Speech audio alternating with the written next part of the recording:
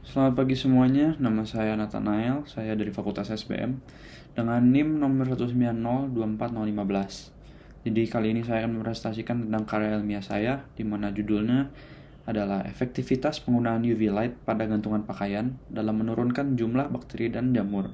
Jadi ini karya ilmiahnya sendiri inspirasi dari produk yang kita buat, yaitu Smart Hanger.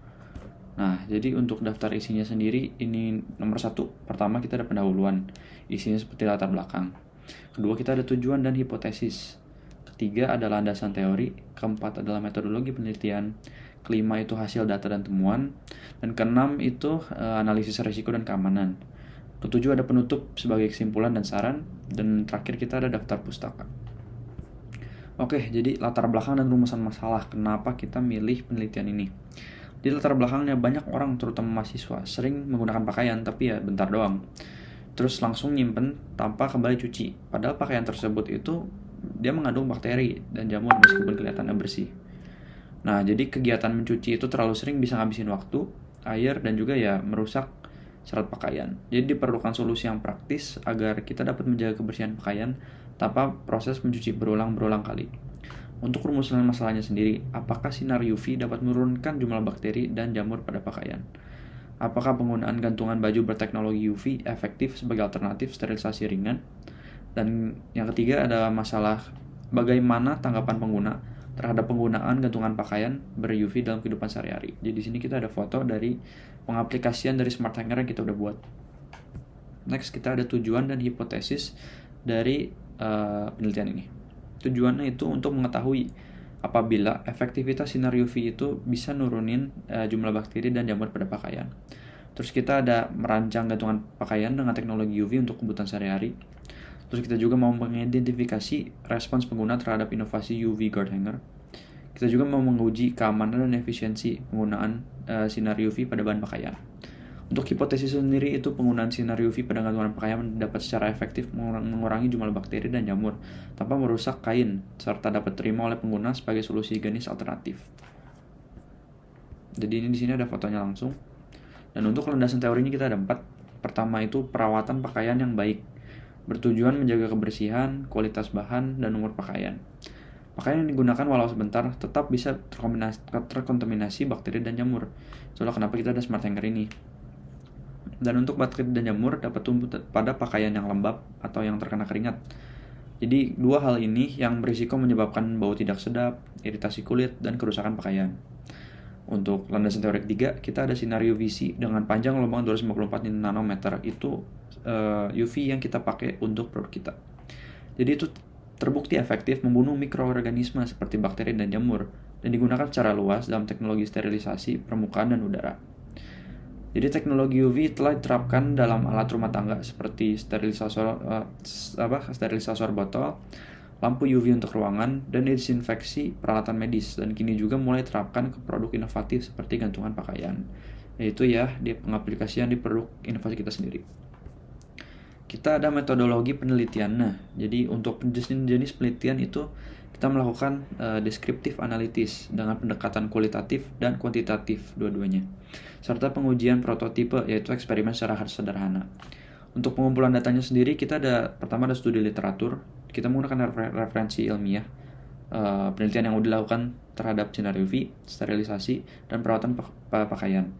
Dan kita juga melakukan pengumpulan data secara wawancara melalui mahasiswa dan inovator produk yang lain. Jadi mereka memberikan kita masukan. Terus kita juga ada survei melalui Google Form. Jadi kita dapat hasil 98 responden. Kita kemarin tuh melakukan exhibition dan dari situ kita mendapatkan 98 responden sebagai data primer mengenai persepsi dan kebutuhan pengguna.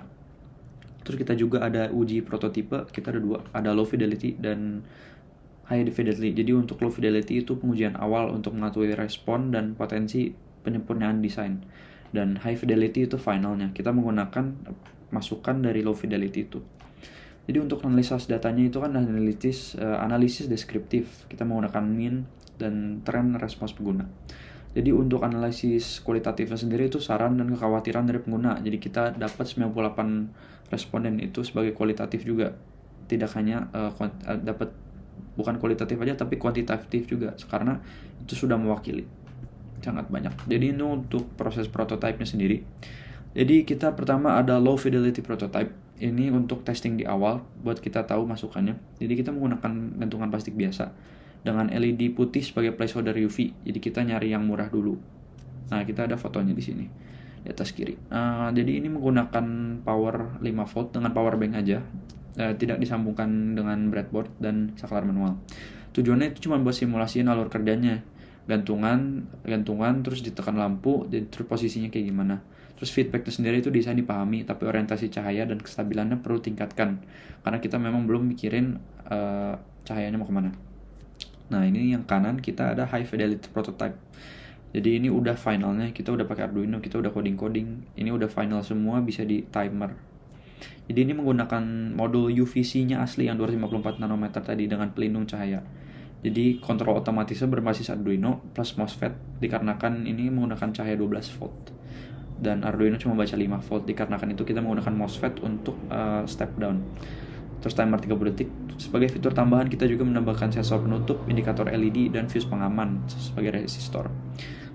Feedbacknya lebih meyakinkan, tapi tombol perlu diposisikan lebih ergonomis dikarenakan kita bukan Arduino dan tombolnya kita posisi di situ, dan feedback kita dapat itu seharusnya posisi tombolnya itu di hanger langsung. Nah, untuk hasil data dan temuan kita, nah di kiri kini kita ada muncul proporsi dari apa yang orang prioritasin sebagai feedback mereka. Nah, untuk statistik singkatnya kita ada skala 1 ke 5 hitungannya.